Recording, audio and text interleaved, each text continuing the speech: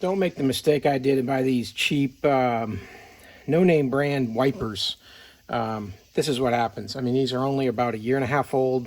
It's on a vehicle that sits in the heat a lot out in the sun, and the blades just peeled completely off this blade here, and just about did it on this one here too. So these are the beam style that have really good tension on the blades across the whole length and then onto the windshield.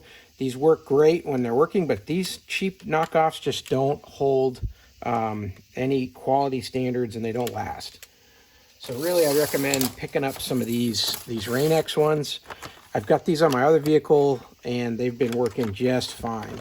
So they're longer lasting, says it, right here on the label. They've got a built-in water repelling formula into the rubber itself, and you're going to get some protective covers here that it comes in shipping. So these are just, you can feel the difference. They've got that little airfoil ridge here too. It's got that same connection that I'm going to need for my wipers, and they come in the beam setup. So the beam setup, this is the what they call, it's got one attaching point.